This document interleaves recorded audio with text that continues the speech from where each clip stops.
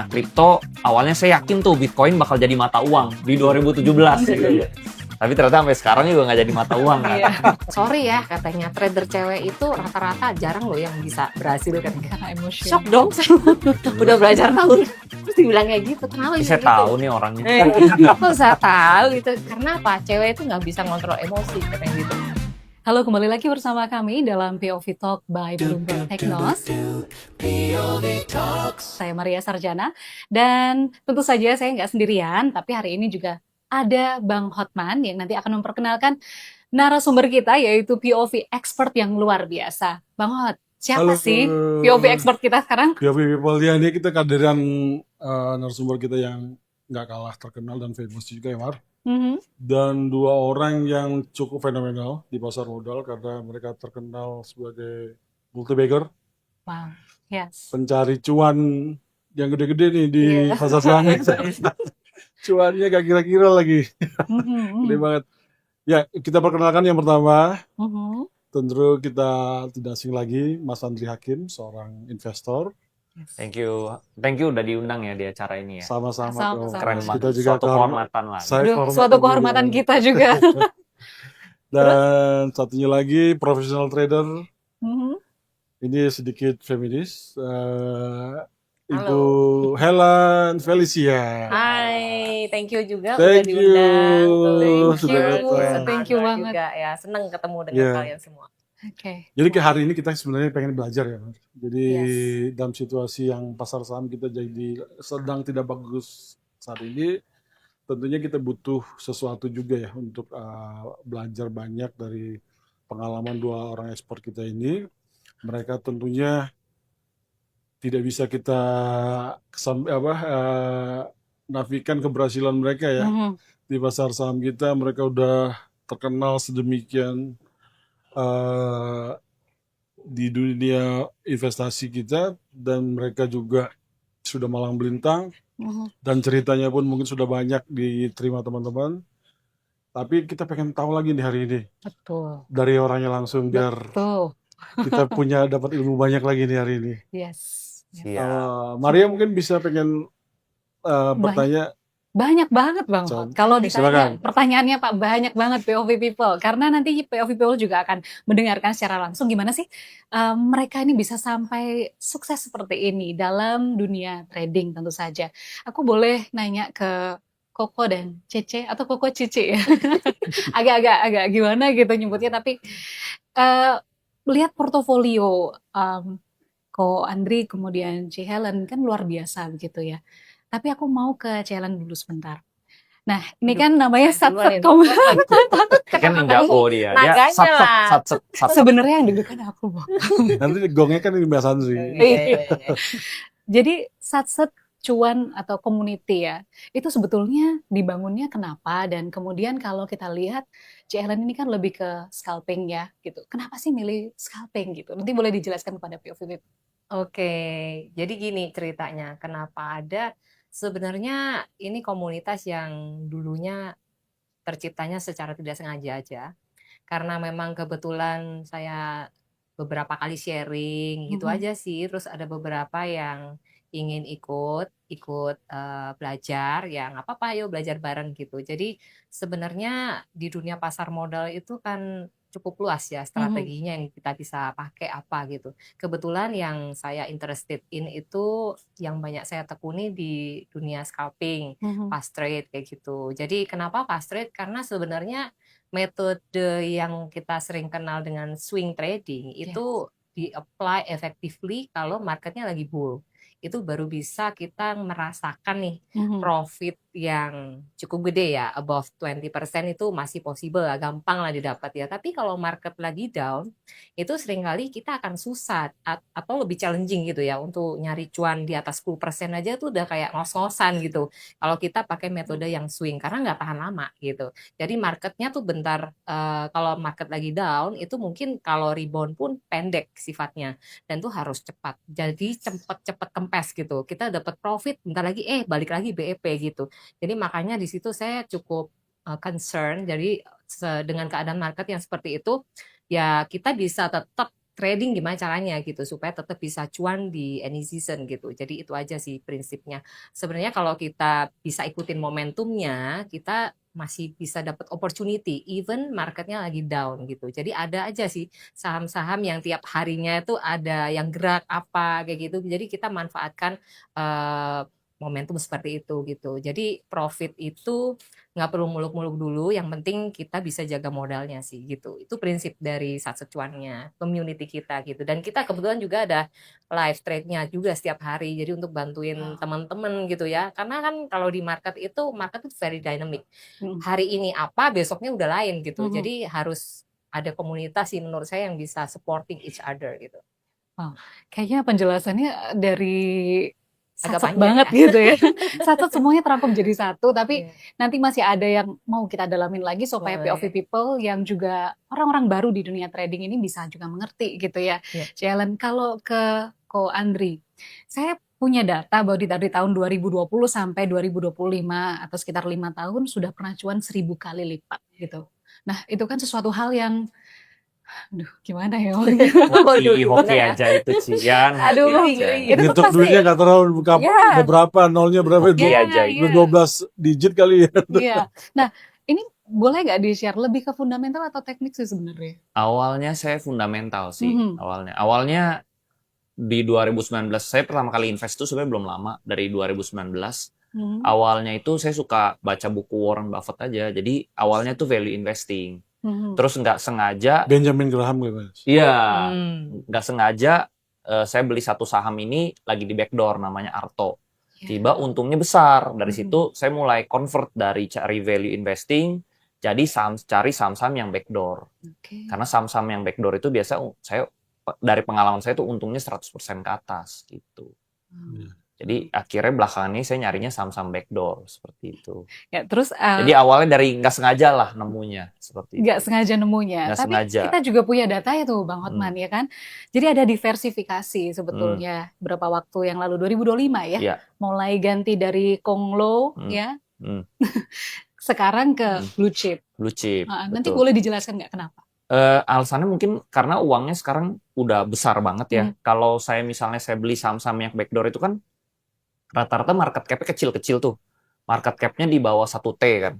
Kalau misalnya kita beli 5% aja itu bisa kebeli perusahaannya gitu loh. Jadi Ya. 5% dari 1T kan paling cuman 50 miliar gitu loh. Jadi kita cuma bisa beli di publik itu sekitar 50 miliar. Nah, jadi kita nggak mungkin bisa masuk kalau misalnya uangnya terlalu besar.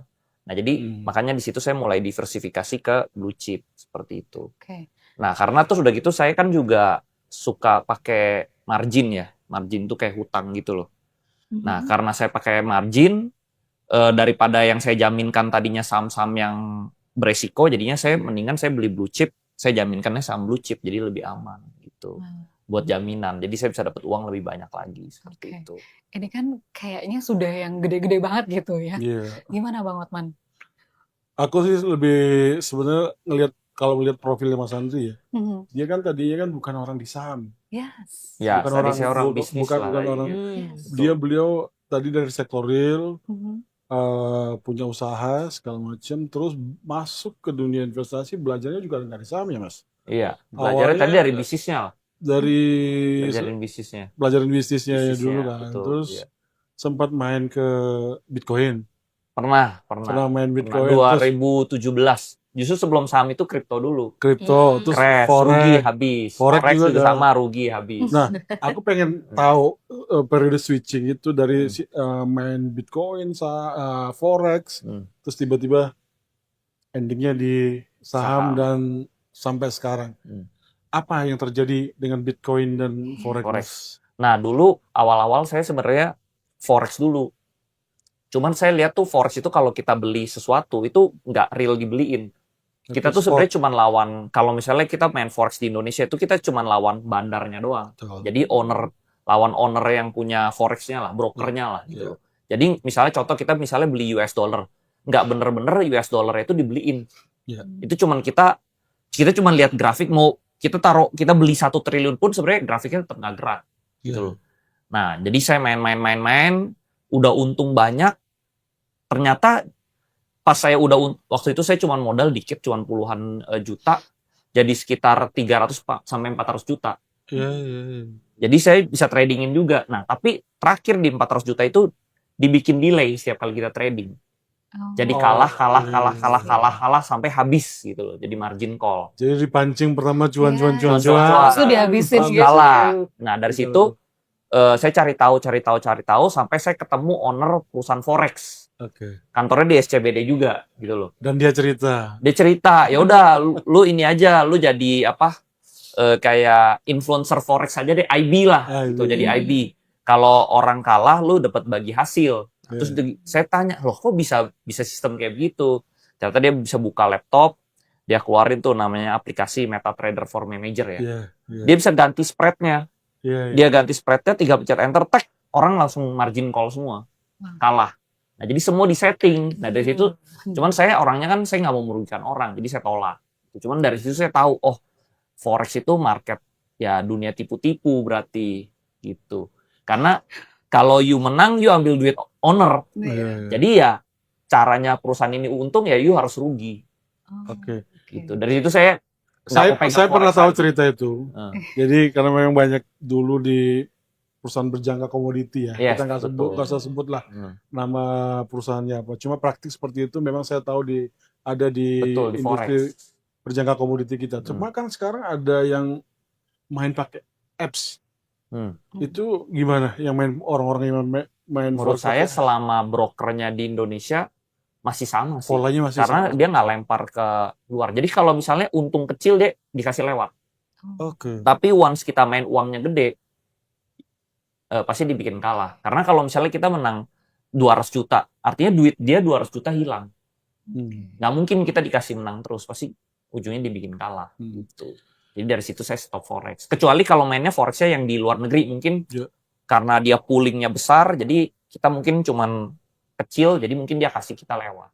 Oke. Tapi kalau misalnya yang broker lokal, ya pengalaman saya kalah sih gitu loh. Saya nggak tahu pengalaman orang lain ya. Kayaknya Jadi dari situ itu saya in-house trading aja ya. iya, jadi Nggak dari ada situ nggak ada dilempar. Jadi cuma lihat grafik-grafik aja, dia bisa bikin delay, dia misalnya oh nih orang tradingnya jago nih, dia bikin rugi. Nah dulu tuh saya selalu pakai hitungan matematika namanya martingale. Kalau misalnya kalah, saya dobelin terus sampai saya menang. Udah martingale aja bisa kalah sampai 12 kali berturut-turut. Dan itu bisa punya dua posisi kan? Iya, Buy and sell. kalah. Jadi dia bisa bikin delay. Jadi pokoknya kita kalah lah. Oke. Akhirnya ya udah saya dari situ forex nih bahaya nih gitu. Akhirnya saya pindah ke kripto berikutnya. Nah, kripto awalnya saya yakin tuh Bitcoin bakal jadi mata uang di 2017 gitu. Tapi ternyata sampai sekarang juga nggak jadi mata uang kan. Gitu loh. Belum jelas. Terus dulu sama tuh belinya Doge, apalah semua. Stellar, dulu lagi hype Stellar gitu-gitu ya, macem-macem koin-koin aneh-aneh. Terus udah gitu crash. Di 2018 awal dia crash, dia nggak naik-naik lagi. Bitcoin itu baru rebound-nya di 2020-an pertengahan. Nah dari situ saya merasa, kita kalau investasi sesuatu yang nggak ada fundamentalnya, ya dia turun terus, nggak ada kedalamannya, nggak ada limit. Gitu. Karena kita nggak bisa lihat value-nya. Gitu. Nah baru saya ke saham itu bisa dilihat mahal murahnya di mana gitu loh.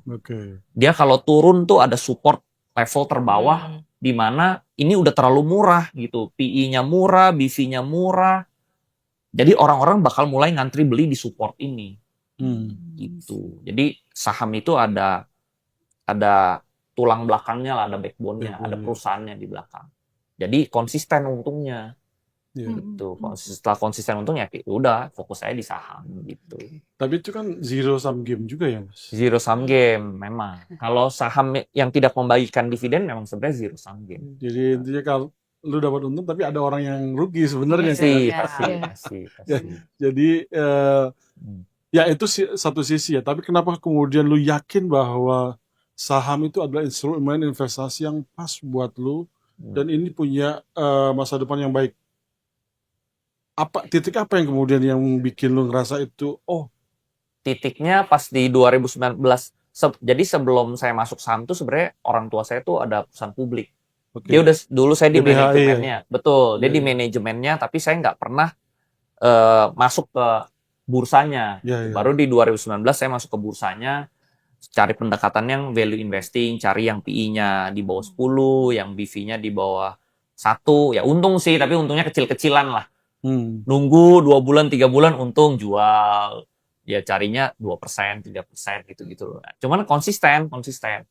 Akhirnya dari situ ya udah fokusin sampai terakhir saya ketemu berita ada saham Arto diakuisisi. Nah, sahamnya terbang tuh dari ratusan perak ke 4.000. Ya. Nah, saya beli di 3.500. Saya beli di paling pucuk. Di 4.000 saya beli, terus turun ke 3.500 saya beli lagi. Nah, sahamnya crash tuh ke 2.000. Tapi saya yakin aja nih kayak masih murah nih. Karena bagusnya saham itu dia bisa dinilai valuasinya gitu. Saya merasa ini mau jadi bank digital, market cap-nya masih di bawah 1T, under value nih. Udah, saya cuma berdasarkan kepercayaan itu saya hold aja. 6 bulan nggak gerak, tapi begitu gerak, saya tebus right issue-nya, terbang. Untungnya jadi berkali-kali lipat. Nah, itu dari situ pengalaman tuh. Jadi Nyari yang begitu lagi, repeat terus, nyari yang begitu gitu. Oke, kalau challenge, Ya.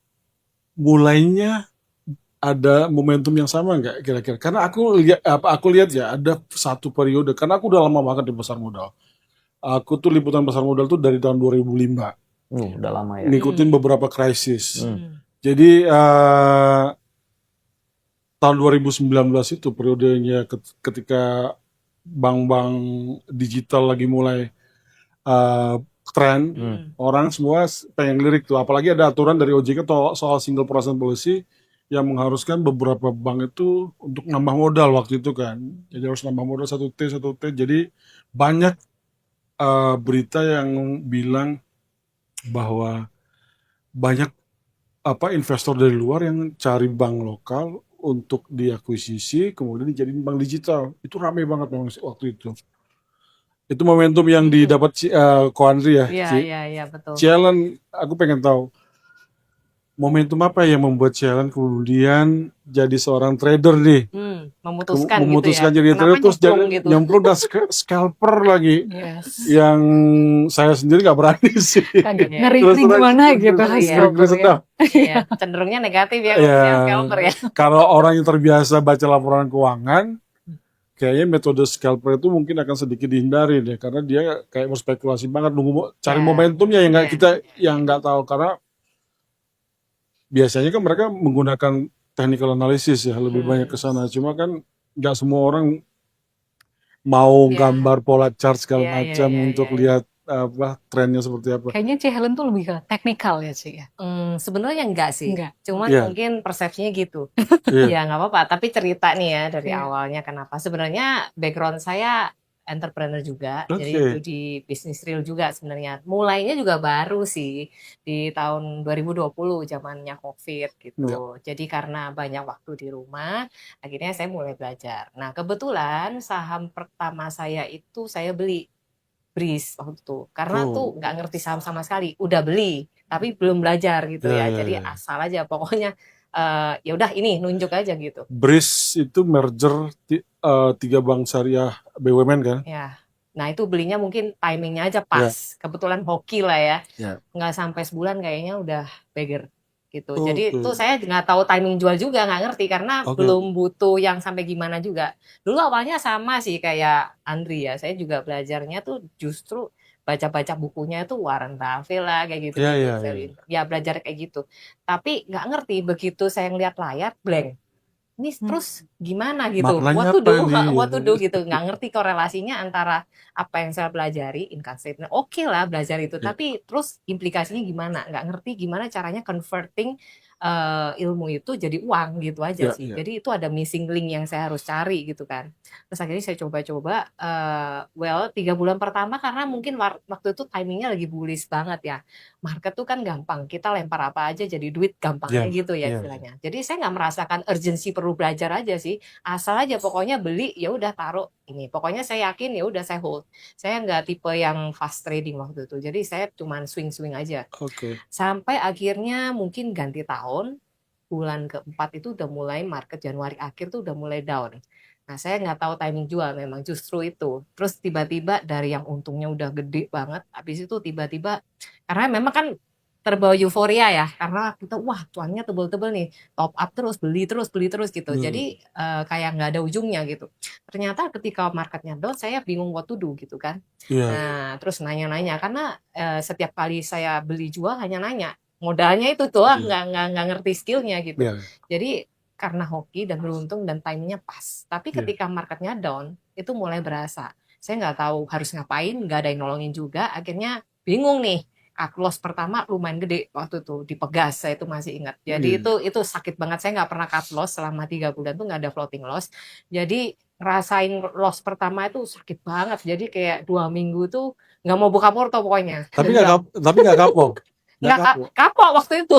Tapi kapoknya cuma 2 minggu. Habis itu Oh, penasarannya oke. timbul lagi. Oke. Kenapa bisa gitu sih gitu? Emang nggak ada cara lagi yang bisa dibenerin. Dan karena mungkin waktu itu nggak ngerti, ternyata porto tuh harus di-manage dengan baik ya jumlahnya. Dan saya jumlahnya cukup banyak sih waktu itu emitennya. Jadi Iya. ternyata bukan makin banyak makin profit, tapi makin pusing sih. Kadang-kadang kan satunya hijau, satunya merah kan. Iya, Bingung iya, juga iya. nih mau Betul, diatur yang mana, mau betul. average down yang mana, bingung juga. Betul. Kan terus ini mau average, katanya gini.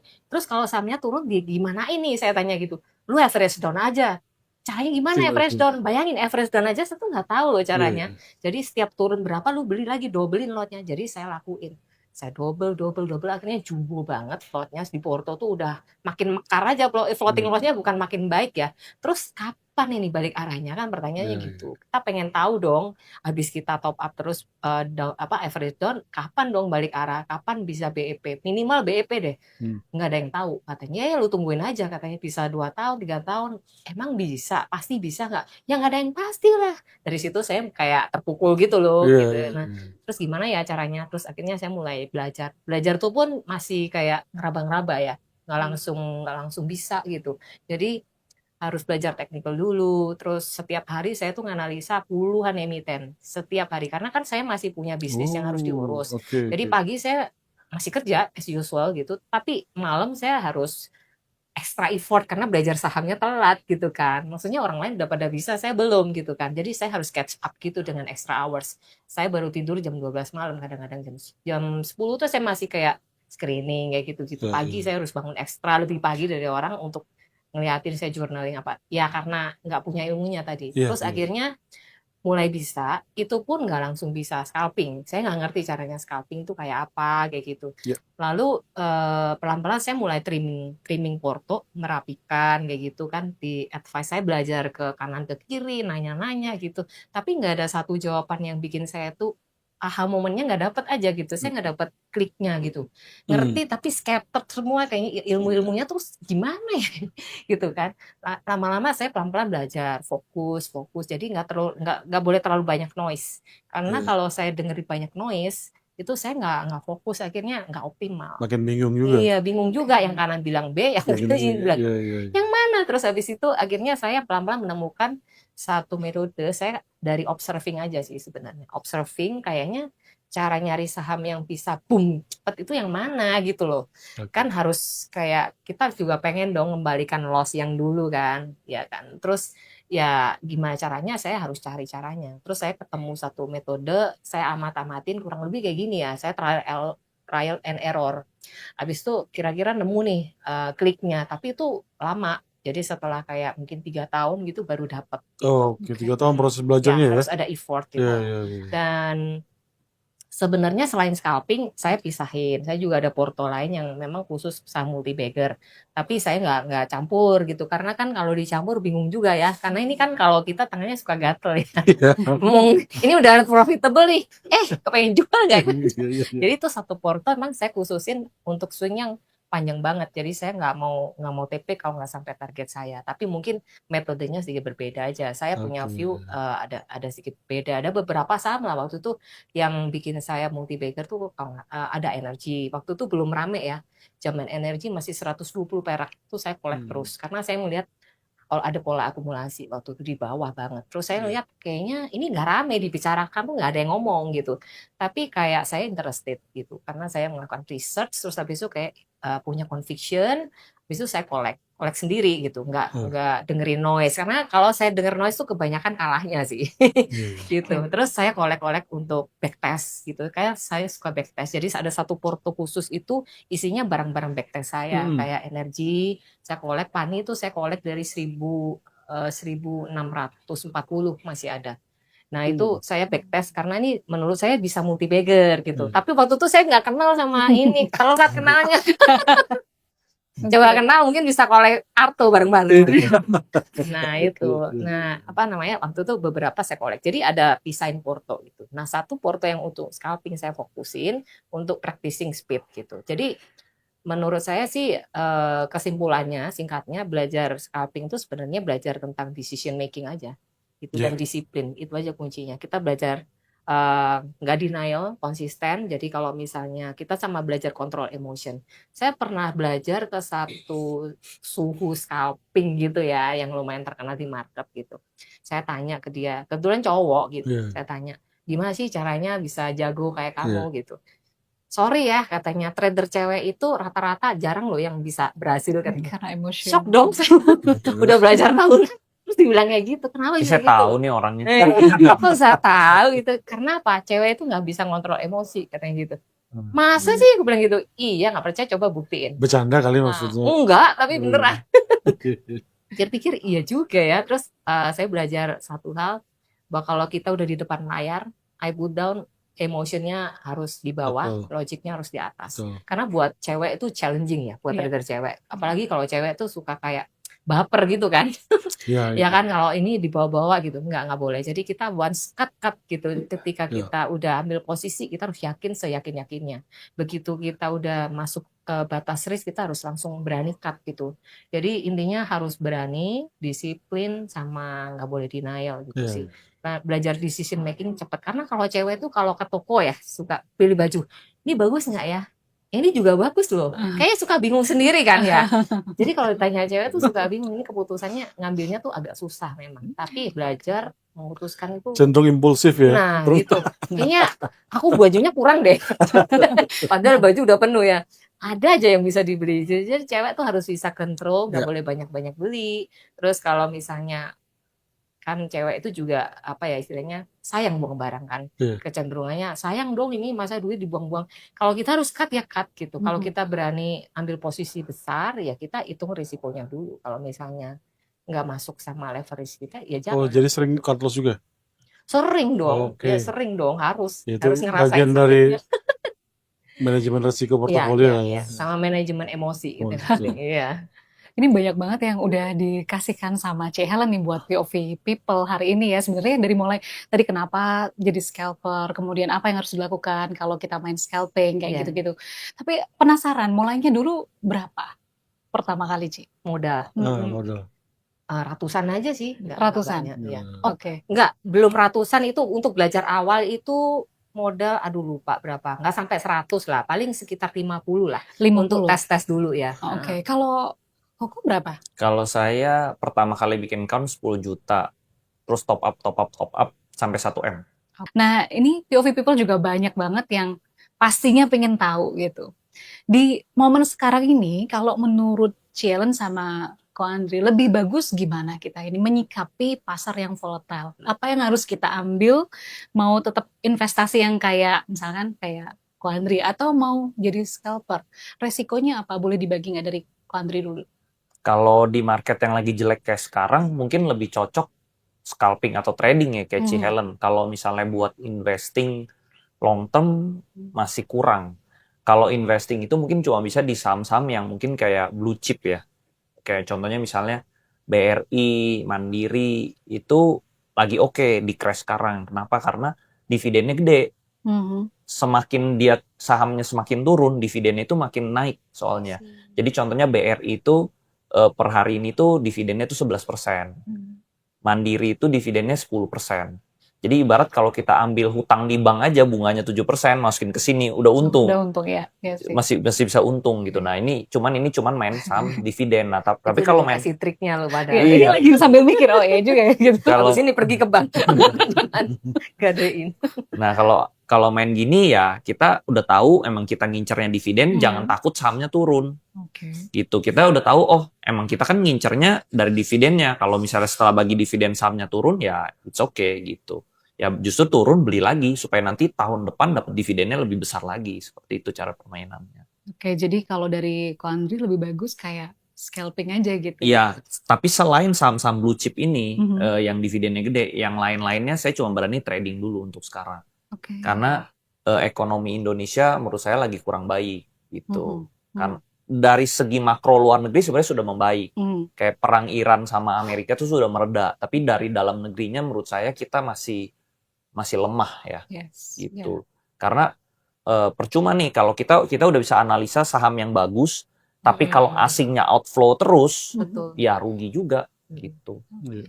Rugi Apa juga. tuh yang jadi concern sekarang? Iya. Yang jadi concern spending pemerintah terlalu besar sebenarnya. Spending pemerintah terlalu besar. Spending sebenarnya terlalu besar.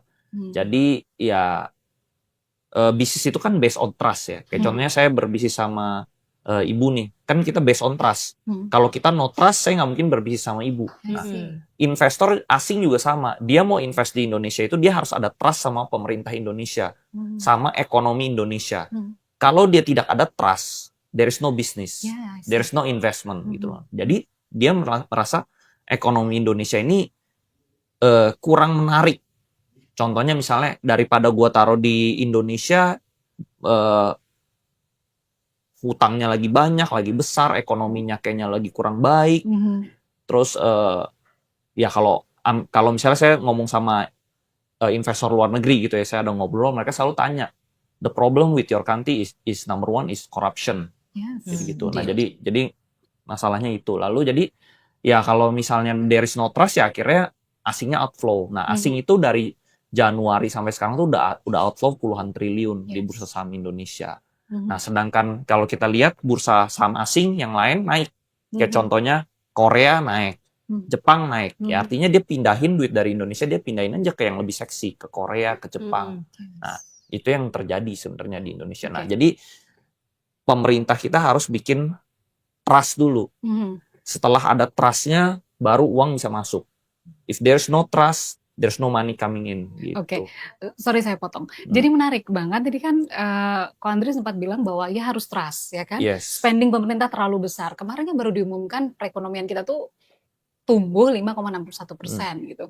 Kalau di kacamata Ko Andri, Investor. iya. Saya sebenarnya agak nggak mau ini ya, nggak mau mengkoreksi pemerintah. Saya mendukung sebenarnya dengan pemerintah. Keluarin kok. Cuman kalau dari pandangan saya bisa salah ya. Jadi itu pertumbuhan itu karena government itu spending besar-besaran ke misalnya ke makan bergizi, ke koperasi merah putih, ke yang lain-lain. Jadi dia karena dia spending besar-besaran, belanja pemerintah itu besar, jadi pertumbuhannya itu naik. Tapi kalau menurut saya harusnya dengan spending sebesar itu harusnya pertumbuhannya bisa jauh lebih besar. I see. Sekarang di 5% itu menurut saya not good enough. Jadi masih belum balance gitu ya, Iya, antara gitu. spending sama pertumbuhan. Yes, dan kalau kita lihat dari segi konsumtifnya nggak bertumbuh, artinya uang yang dikucurkan dari atas ini cuman mengalir ke sektor-sektor tertentu doang. Sektor yang paling bawah konsumernya nggak bergerak. Oke, Nggak padahal kalau bertumbuh. dari laporannya kan konsumsi domestik itu masih menjadi pendorong utama Yes, gitu nah, ya. sedangkan domestik kan kalau kita lihat tuh nggak bertumbuh gimana gitu. Oke. Artinya dia uangnya dari atas nggak ngalirnya ke paling bawah. Nah, berhenti di titik tertentu seperti itu. I see. Jadi ini dari kacamata investor gitu ya. Dari kacamata investor gitu loh. Iya, iya, oke. Oke. Ada lagi nggak, Ko? Udah Yang mau itu aja. dibagi. Jangan terlalu banyak ya. Itu ya saya Tadi kita saya tidak keluarin semua. saya tidak mau mengkritik. Kalau Cian ngeliatnya gimana? Iya, challenge gimana? Apakah memang itu yang jadi concern semua orang sekarang? Kemarin sebenarnya diumumkan 5,61%, harusnya happy dong. Iya, Market sebenarnya hijau sampai hari ini setelah pengumuman itu hijau terus. lumayan lah ya. Artinya ada situasi yang positif yang direspon oleh market, iya nggak sih? Harusnya ya. Harusnya. Rupiah sih hari ini Tapi ada naik, kondisi-kondisi lain tentunya yang jadi concern juga. Apa itu? Pertama, dolar kita ya. Ya, masih Nilai betul. tukar rupiah. Betul. 17.400 itu Iya. gimana ya gitu. Ya itu Jadi kayak itu bom waktu ya nanti. ya tentunya kalau dolar kita melemah, dolar itu menguat dan rupiah melemah, itu juga jadi concern buat investor luar negeri juga ya. Mereka kan Iya, cenderung iya. outflow juga sih, memicu outflow dari pasar saham Indonesia gitu. Itu berat juga buat Ya kita secara economically juga. cuannya kan Iya, tergurus sama tergerus. Yes, outflow. iya. Sama. Mereka yang Iya. milih cabut dong. Dan Iya. mungkin mereka kan cari instrumen di luar sana yang lebih Betul. menarik, kasih yield yang lebih tinggi Ya, kan. Mungkin betul. obligasi luar negeri atau dan lain-lain gitu. Itu jadi challenge juga buat kita. Terus kemudian ya selain tadi yang udah disebutin lengkap sama tadi Ko Andri, program-program saat ini yang berlangsung itu juga cukup memberatkan ya. Itu kan sempat Moody's itu downgrade outlook rating Indonesia kita Betul. kan menjadi negatif, dan itu juga jadi apa ya, disoroti oleh kacamata investor di luar negeri kan, mereka juga akan baca report-report dari Yes. situ. Kemudian selain daripada itu MSCI itu saya dengar juga udah ngomongkan ya bahwa ada downgrade juga dari salah satu saham, dua saham Dua kita saham di ya, kita ya.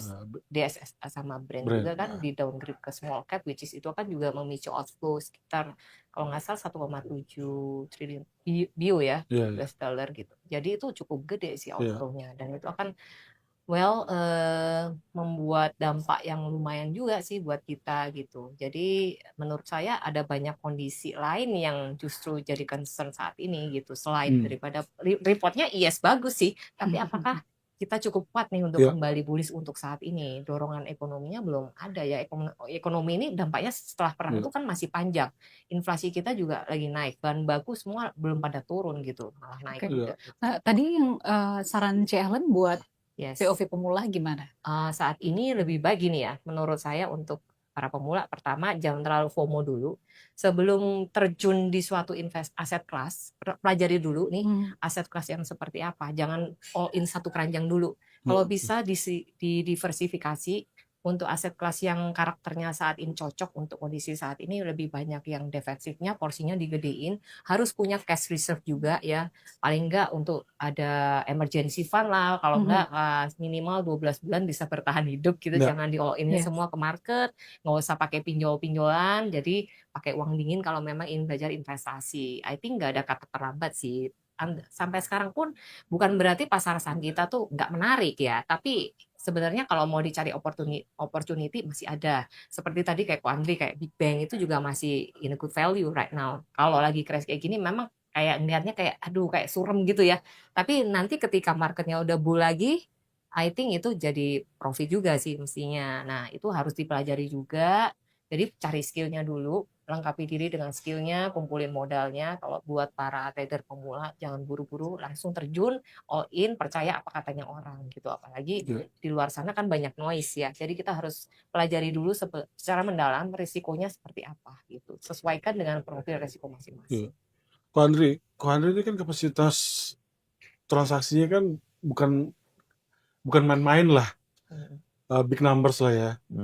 Nah, aku sih dari dulu kita itu punya persoalan dengan herding behavior, pola mengekor dari investor kita ngikutin asing.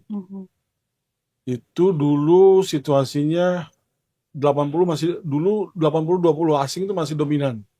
Tapi kan sekarang situasinya terbalik kok. Iya, sekarang lebih banyak lokalnya. Lokalnya banyak. Betul. 70-30 sekarang. Investor lokal kita tuh sebenarnya udah kuat. Kenapa kita masih punya persoalan ketakutan kita soal outflow dan asing ini keluar? Mungkin karena mereka keluar dalam waktu bersama dan gede gitu kali ya. Gede. Tapi sekarang nilai transaksi kita harian udah sampai 25-30 T per hari ya. Dulu tertingginya bisa 60-70 T. Iya kan? Lagi rame-rame. Iya, lagi rame-rame. Itu beli apa aja untung. Wah. Dan itu 70%. Balik lagi. Maksudku, sekelas Mas Andri Hakim aja udah segede gitu, kita masih punya isu dengan asing. Masih itu nggak sih, maksudnya masih efisien nggak sih market kita nih? Atau masih punya banyak ketakutan dengan asing itu? Karena kalau asing keluar, apakah kita ikutan keluar juga? Apakah kita nggak bisa nahan dengan misalnya keroyokan dari investor retail kita yang banyak jumlahnya sekarang 22 juta Mas. Iya, betul. Jadi memang sebenarnya kalau sekarang saya lihat, kalau dulu awal-awal saya invest saham kan saya lihatnya value investing. Iya. Pokoknya beli. Kalau sekarang itu karena saya udah berpengalaman, saya lihat saham itu sebenarnya supply and demand. Oke. Saham sejelek apapun kalau permintaannya banyak, dia bakal naik.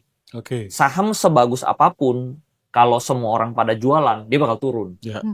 Nah, memang investor kita di Indonesia itu banyak, tapi rata-rata tuh pemainnya kecil-kecil. Ya. Duit-duitnya rata-rata di bawah 1 M lah mayoritas. Nah, sedangkan kalau si asing ini dia sekali main itu miliaran. Iya. Jadi kalau kita lihat transaksi harian aja asing itu sekali masuk itu bisa 1T, 3T, 2T dalam satu hari ya. Iya. Nah, jadi misalnya ada investor lokal nih, dia udah analisa saham ini bagus banget.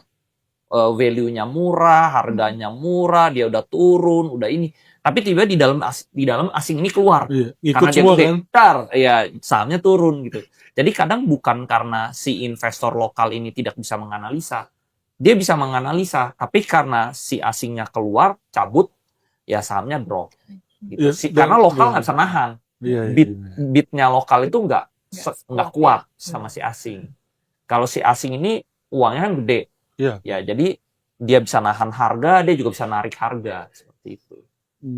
Seperti itu sih. Artinya memang situasinya kalau asing udah keluar, orang juga semua panik ya. Panik. Karena memang orang itu takut kan. Market Iya. itu kan kalau misalnya harga sahamnya turun, orang-orang panik biasanya. Padahal perusahaannya tetap sama. Kayak contohnya misalnya BRI, harga turun tetap aja bagus sebenarnya.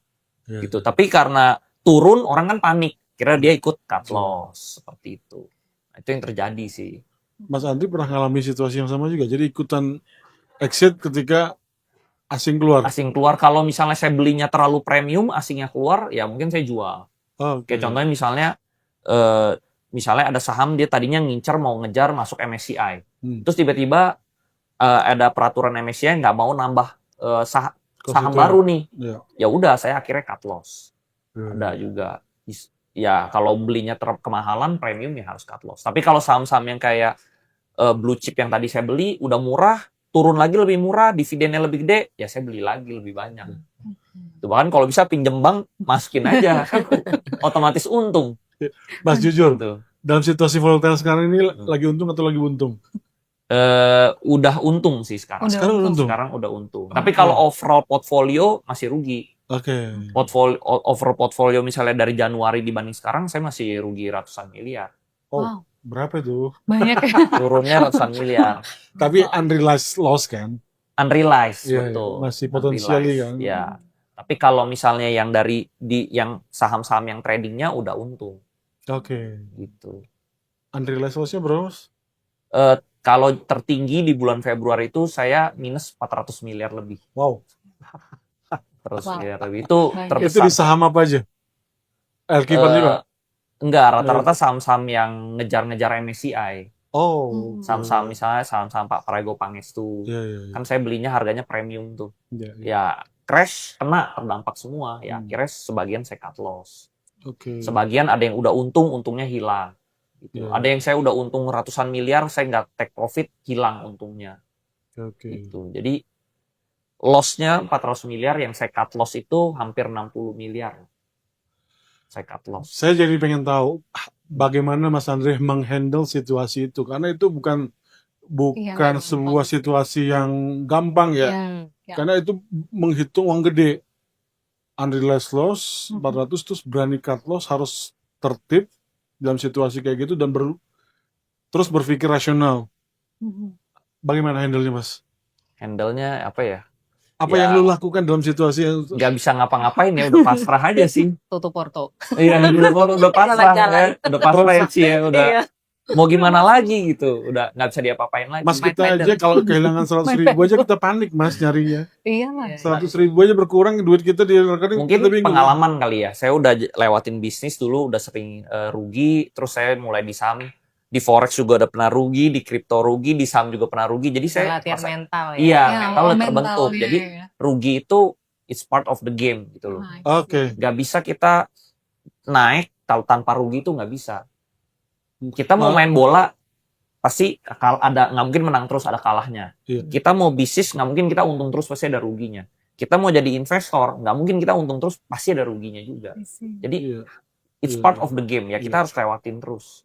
Ya, Gak mau rugi. bet- Ya misalnya contoh ibarat ada orang nanya, gue mau jadi petinju nih, tapi nggak mau kena pukul, nggak Nggak mungkin. mungkin ya. Sama juga mau jadi investor nggak mungkin nggak kena Iya. rugi, nggak mungkin, pasti kena rugi one day. Ya ini sebenarnya aku pengen kasih pelajaran juga buat POV people yang di luar Yes. sana, karena jangan sampai mereka kapok Yes, ketika investasi jangan kapok. saham. Iya. Karena kan banyak nih Hmm. orang investasi kemudian Rugi, kapok. Makanya kapok. transaksinya rendah kan sekarang. Iya. Karena banyak yang kapok, Kapok, pensiun. iya. Iya. Nah, Kapok mental. pensiun, Kena mental. teriak-teriak di Betul. sosmed. Betul. Jadi maksud saya, aduh, Banyak yang harusnya frustasi. memang ini ada pelajaran dari Mas Andri. Penting Betul, bahwa betul. menghadapi market itu nggak bisa emosional. Nggak bisa. Karena bisa. itu memang ada resiko ya. Ada Ada resiko. sesuatu yang harus Kita dari awal kita harus consider itu ya. Betul. Oke.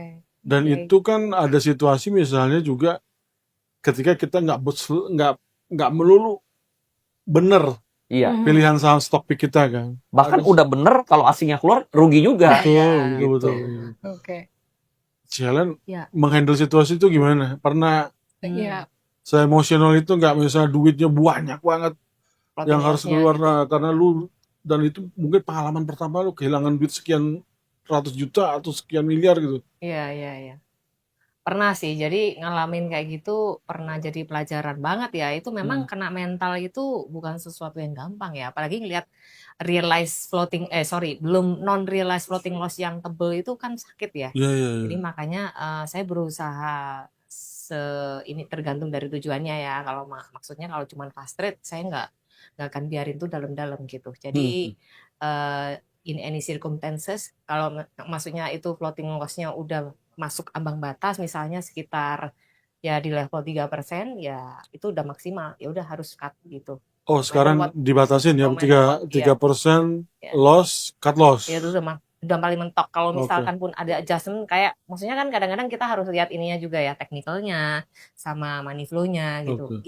Even though tahu nih bisa balik tapi nggak boleh kayak gitu karena itu nanti akan kebiasaan nanti jadinya kayak gitu. Jadi nanti saya cut dulu, nanti saya ambil posisi lagi kalau udah certain gitu. Saya berbicara dengan beberapa investor retail ya, mereka ada yang punya prinsip anti cut loss. Ya, ya. Menurut lu bagus gak tuh? Tergantung. Kalau Oke. misalnya anti cut loss tuh ada sih, saya kenal juga ada Ada beberapa kan? banyak Iya. pemain saham senior, dia bilang saya nggak pernah kalah gitu. Lu bisa hebat banget gitu. Kebetulan salah satu yang punya emiten lah gitu. Oke. Hebat banget. Itu udah senior di market. Emang pegangannya blue chip gitu dari zaman berapa. Dari yang nyangkut kayak yang non blue chip juga ada. Floating loss itu dia nggak realize. Jadi dia akan tahan terus sampai tambah turun nanti dia akan beli lagi gitu. Oh, oke. Jadi memang konsepnya akan beda gitu. Betul. Itu kan memang konsepnya investor yang Iya. panjang banget gitu. Jadi dia nggak butuh yang harus keluar saat itu juga. Dia makan dividen itu santai aja gitu. Ya turun beli lagi gitu karena mentalnya udah jadi gitu. Udah Iya. terbentuk gitu. Kalau kita yang baru masuk mungkin kaget ya. Iya. Kalau belum terbiasa lihat floating loss itu pasti shocking sih gitu. Memang sih. Dan ya ngembalikan loss itu nggak mudah loh. Apalagi dengan market kayak gini gitu. Jadi harus benar-benar disiplin aja kalau kayak gitu. Situasi terberat tuh menerima kenyataan harus cut loss. Kita nggak usah ngomongin numbers-nya lah. Ngomongin percentage-nya aja. Berapa persen hilang dari nilai portofolio? Hilang semua pernah. 100%? Hilang, gone. Iya. Nggak bisa keluar saya. Wow. Itu saham masih di suspend. Nggak bisa keluar. Jadi masuk situ karena Big number. big number for me. Hmm. Jadi ya nggak bisa keluar, tapi itu part of the risk ya, itu pelajaran aja ya. Jadi kan kita kadang-kadang Gue tahu waktu nih dulu- sahamnya apa. Nah, Kayaknya udah merger sekarang semua. kagak itu kayaknya mau di delisting. Oh, delisting ya? Itu kalau nggak di backdoor ampun deh, itu Iya, benar-benar kagak tolong. Jadi itu suatu pelajaran aja. Jadi ya mungkin ada yang ngajakin konsorsium atau dan sebagainya gitu. Kita nggak keluar gitu. Saya komit aja. Tapi Oke. udah untung gede, miliaran lah. Cuman saya nggak keluar gitu. Itu keputusan sih. Jadi ketika sahamnya udah kelihatan nggak kuat, terus saya tanya nih, ini gimana nih? Jadi istilahnya gini, kalau kita itu dengerin, kan banyak nih sekarang yang namanya insider info, itu kan bukan hal yang tabu ya. Jadi Iya. itu kan ada ya orang yang insider. Saya nggak pakai insider info, tapi sebenarnya memang rame-rame gitu. Jadi nggak bisa keluar gitu. Jadi saya sahamnya turun karena komitmen, saya nggak bisa take profit gitu. Nggak boleh keluar dulu kan di lock gitu intinya. Jadi ya udah saya biarin itu turun gitu aja. Jadi itu turun. Padahal tahu nih mau turun tapi nggak do something gitu. Akhirnya sampai di level yang kritis, saya tetap nggak keluar gitu. Jadi akhirnya ya resikonya ya hilang gitu aja. Sakit sih. Terima nasib. Iya. Kasih loh datanya dan inget-ingetin. Iya, iya, iya. Itu kayak habis luka dikasih alkohol. Udah Lalu lupa tuh. kita kan Lagi gitu ya. kita pengen berbagi buat yang lain. Apa? Dia kayaknya yang lain lukanya lebih Iya, si Helen, gua iya. better deh kayaknya. Iya, iya. Ya biar Nggak- yang lain merasa lebih baik daripada saya gitu. nggak bermaksud membuka luka Nggak apa-apa, lama, nggak kerasa kok. Cuma sakit aja. tapi biar orang belajar sih Iya. dari pengalaman Harus. itu. Jadi memang pasar saham itu nggak semanis itulah. Kadang-kadang Iya. kita harus ngalamin pahit-pahitnya kayak gitu supaya kita bisa belajar. Iya, kita nggak usah ngelihat Mas Andri yang punya harta triliunan, Iya. tapi banyak orang yang suffer juga di dalam situasi itu. Banyak. Cuma bagaimana yang mereka Mas Andri waktu Mas Andri jatuh juga mereka nggak tahu kan. Iya. Yang dilihat yang Yang ketika bagus. gede aja. Iya.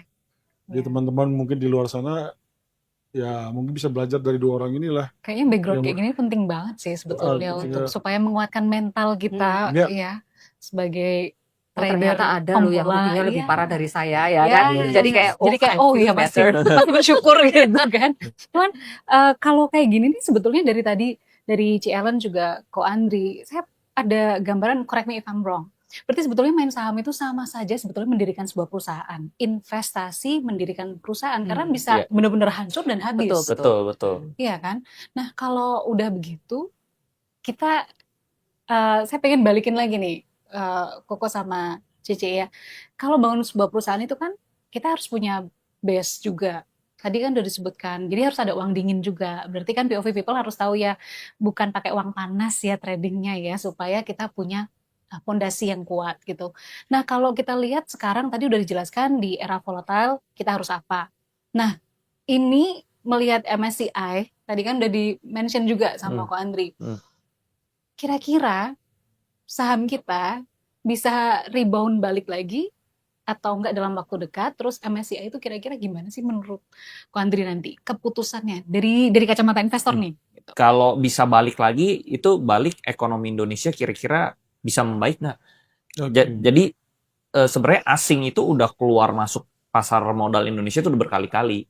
Dia kalau misalnya lihat ekonomi Indonesia kayak ke depannya kurang bagus, dia keluar. Nanti dia melihat, oh ekonomi Indonesia udah bagus, dia masuk lagi. Nah jadi sebenarnya kalau nanti misalnya pemerintah bikin keputusan atau kebijakan yang baik, pasti nanti asing-asing ini bakal masuk lagi sebenarnya. Gitu. Jadi isunya sekarang udah bergeser ya, kok. Iya. Dari perang MSCI sekarang itu fiskal. Iya, Iya nggak makro sih? dalam negeri. Jadi Makro domestiknya dalam- gimana? Yes, gitu ya. domestiknya. Jadi ini benar-benar pertaruhannya adalah ekonomi kita dibenerin atau enggak. Kalau itu nggak dibenerin dalam waktu segera, Betul. kemungkinan market kita nggak akan bergerak kemana-mana gitu. Iya. Atau mungkin lebih dalam lagi turunnya. Iya, lebih iya betul seperti itu. Soalnya ini Iya. penting untuk diketahui POV people pemula Betul. trading. Jadi gitu. kita kalau mau lihat Baca. ekonomi, kita tuh jangan lihat dari kacamata orang Indonesia. Jadi anggap kita tuh misalnya kita adalah investor dari Amerika. Sekarang kalau kita investor dari Amerika, kita mau nggak invest di Indonesia? Kalau saya orang investor Amerika, saya nggak mau invest di Indonesia. Saya mending invest di lain. Saya invest di Indonesia karena saya orang Indonesia gitu loh. Tapi kalau saya punya opsi market yang lain, saya pasti masuk market yang lain. I see. Unless Indonesia menarik banget, bagus banget, ya baru saya masuk ke Indonesia. Oke, let's say 5 tahun lagi, kira-kira seperti Jadi kita harus fokus di berbenah dalam diri kita harus bagus banget supaya orang lain masuk gitu. Oke, ya, sebenarnya. let's see gitu, misalnya 5 tahun lagi gitu, dengan kondisi yang sekarang, tanpa pembenahan misalkan, bisa lihat saham kita kayak apa? Kalau tanpa pembenahan ya agak sulit ya. Mungkin naik sih mungkin pasti bisa naik ya, tapi mungkin lebih lambat aja dibanding kayak sebelum-sebelumnya kan naiknya cepet gitu loh. Kalau misalnya ekonominya bagus, semuanya mau bisnis semua dipermudah, dipergampang ya jadinya ekonominya kan. Ya contoh misalnya kita lihat Dubai deh. Dubai itu 20 tahun yang lalu itu masih 20-30 tahun lalu itu masih padang pasir. Tapi dalam 30 tahun udah jadi gedung. Nah, kenapa? Dia bisa bikin menarik banget negaranya sampai semua orang seluruh dunia invest di negara dia. Jadi cepat berkembang. Nah, tugas pemerintah kita ya harus bikin ini semenarik mungkin. Semua orang dalam negeri mau bikin bisnis, luar negeri pun mau invest ya akhirnya perkembangannya cepat. Ya akhirnya sahamnya juga mengikuti. Seperti itu sebenarnya. Dari challenge? Ya sama sih. Jadi menurut saya ini yang pertanyaan yang 5 tahun ke depan kalau kita nggak berbenah mau kayak apa gitu ya. Ya kalau nggak berbenah harapan kita untuk tumbuh atau rebound kenceng seperti yang sekarang kita lihat market-market luar udah pada ATH lah, udah rebound duluan ya kan. Kok kita malah ke bawah masih kan kapan naiknya? Nah itu memang setuju sama Ko Andri. Jadi memang harus dari dalam banget ini akar permasalahannya harus di benar-benar fundamentalnya harus diperbaiki kebijakan-kebijakannya ditinjau ulang, kemudian program-program pemerintah tuh harus ada ya perbaikan lah ya supaya menimbulkan kepercayaan investor luar gitu. Karena yang membuat market kita appealing itu kalau ekonomi kita itu menarik ya buat mereka tuh convincing gitu. Jadi oke, ini a good place untuk invest gitu. Intinya sih gitu. Jadi kalau selama kita nggak ada duit yang masuk dari luar untuk investing ya I think growth-nya untuk IHSG akan lambat, setuju gitu. Iya, iya, ini ya benar sih Mar, catatan Karena duit-duitnya duit-duit dalam negeri doang. betul, Iya, betul. mau Ya nggak bisa seberapa ya gitu. contoh lah ada restoran tapi yang makan orang komplek ini semua. Iya, Nggak Iya. Ya berkembang. nggak di Market situ-situ share-nya aja. kurang. Iya. Yes. Tapi kalau ada turis kan tambahan Mm-mm. besar Iya. lagi seperti Yes. itu. Karena pasar modal itu cara kerjanya adalah ada ekspektasi. Ya. Ketika ekspektasi itu tumbuh, orang percaya akan mengambil keputusan untuk mengambil satu pilihan tertentu. Betul. Kalau misalnya investornya percaya bahwa ekonomi kita akan baik ke depan, pasti akan ngikutin nih saham-saham. Iya, Mulai di pick up satu persatu. Karena orang yakin nih perusahaannya akan growing ke depan. betul. Tapi kalau situasinya seperti ini kayaknya berat ya. Berat. Tapi ini. kita perlu Ya. menyuarakan ini ya Mas, Ya. Mbak, Ya. Mbak Ellen. Setuju. Karena kita perlu kasih tahu ke pemerintah juga, ayo dong, tolong benahi situasi ini. Kita butuh sebuah iklim investasi yang lebih bagus. Yes. Ya nggak sih, Mas Iya. Andri? Yes. Karena bursa saham Iya, itu setuju. bisa Iya, iya, iya. pump bisa naik itu karena ada duit. Iya, Tanpa uang dia nggak bakal bisa naik betul. Yes. gitu. Jadi mau bursa saham kita naik perlu uang triliunan masuk ke dalam sana baru dia bisa pump ke atas. Iya, Iya. iya. Karena mau naikin saham itu butuh uang. Yes. Tanpa uang dia nggak bisa naik. Kemudian gini Mas Andri, kita sedikit pengen kasih edukasi juga ke POV people di luar sana ya. Kan banyak yang bilang dulu saham itu sedikit spekulasi, bahkan ada yang bilang itu judi. Betul. Buat Mas Andri dan Mbak Helen, kira-kira pandangan seperti itu benar nggak sih? Atau apa yang harus yang dibenarin dari cara berpikir seperti itu? Ya. Kalau menurut saya semua hal di dunia ini pasti ada spekulasinya. Betul. Kayak contohnya apakah kita misalnya buka restoran-restoran itu pasti rame? Belum tentu. Oke. Jadi semua di dunia ini juga ada spekulasinya gitu. Cuman kita bisa mengukur semakin lama kita jago. Kita misalnya buka restoran, kita lama-lama udah jago nih. Oh kira-kira pangsa pasarnya segini, marketnya segini. Ada tetap kemungkinan rugi, tapi kemungkinan ruginya makin kecil. Nah di bursa saham juga sama. Kita spekulasi juga. Kemungkinan besar nih bisa naik nih. Ada alasannya kenapa? Misalnya dia murah, under value. Lalu misalnya kira-kira ini menarik, ada project besar, ada corporate action, ada right issue. Nah itu menarik. Nah dari pengalaman ini akhirnya ya kita apakah pasti? Nggak ada yang pasti. Ya. Tapi spekulasi kita kemungkinan ini bisa naik. Gitu. Artinya ada sesuatu yang bisa dikalkulasi untuk mendapatkan sesuatu yang profitable gitu ya. Jadi di dunia ini semuanya itu ada resiko. Iya. Gitu. Tidak ada yang tidak ada resiko. Betul. Gitu. Bahkan kita dari rumah ke kantor pun ada resikonya. Betul. Iya. Kita Kepleset masuk Udah got. juga hujan Ada tiba-tiba resiko ya ya. ada aja ya. Betul. Challenge Yes. Kira-kira Kacamatanya ya. kacamatanya gimana ngeliat itu? Sama sih. Jadi dalam trading itu sebenarnya dunia saham itu kalau saya nih pribadi itu memperlakukan seperti bisnis gitu aja sih. Jadi karena backgroundnya dulu juga dari sampai sekarang juga masih bisnis. Jadi instrumen ini menurut saya cukup menarik. Jadi karena dalam bisnis itu sebenarnya prinsipnya kan ada 3 hal intisarinya ya. Ya. 1 butuh modal, 2 butuh skill, yang ketiga butuh plan, bisnis plan. Oke. Gitu aja sih 3. Jadi ketika saya ngajar gitu ya kan saya ada kelas juga. Nah di situ saya share kalau kita siap mau masuk di instrumen yang ini, make sure kamu punya modalnya ya. Jangan sampai kita paksain gitu sampai pinjol-pinjol, nggak perlu. Jadi Ya, pakai modal yang kita punya dengan catatan kamu punya cash reserve untuk kamu bertahan hidup kalau sampai ada apa-apa tuh survive dan punya at least punya income lah ya selain daripada saham ini gitu. Yang kedua harus ada skillnya. Jadi jangan sampai masuk ke pasar saham berani beli tapi nggak tahu nanti ilmunya kalau apa? rugi gimana, Iya. ini gimana. Jadi pelajari dulu nih, jangan buru-buru gitu. Nggak apa-apa mulai masuk tapi harus sambil belajar, skillnya harus diasah terus karena ya Hmm. kayak kita bikin bisnis, kita mau set up kayak mau bikin kafe gitu, kita harus pelajari dong ya kan.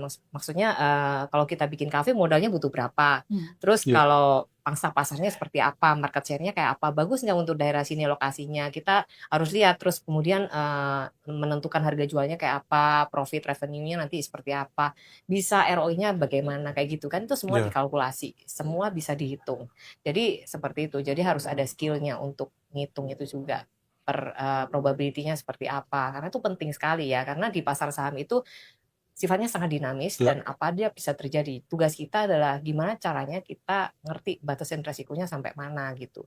Yang ketiga adalah plan-nya kita harus bikin. Jadi kalau kita bikin berani invest nih, mau bikin kayak kafe atau restoran, oke saya punya modal misalnya 1M, mau bikin kafe. Nah, otomatis saya nggak cuman sekedar taruh duit dong, suruh orang lain jalanin kan Iya. enggak. Kita harus kayak pelajarin dulu sama bikin plan-nya. Oke, nanti dalam 6 bulan ke depan mau bikin program apa. Sama, jadi kalau kita mau masuk di pasar saham, kita sebelum beli, kita harus siapin dulu plan-nya. Kayak misalnya tadi Ko Andri juga punya plan, nanti kalau ini hitung-hitungannya kayak apa, targetnya berapa, itu harus ada. Jadi paling enggak trading plan-nya kita punya, atau investing plan-nya kita punya, lalu action plan-nya harus act accordingly. Kalau Ya. plan-nya dibikin tapi Oke. action-nya nggak Betul. sesuai sama aja gitu. Jadi Ya. harus siapin 3 itu sih menurut saya. Kita Memang kayak diajarin sama spekulatif. guru ya. Iya. Dari Maaf tadi ya, iya. bukan ngurui loh. Gak apa-apa.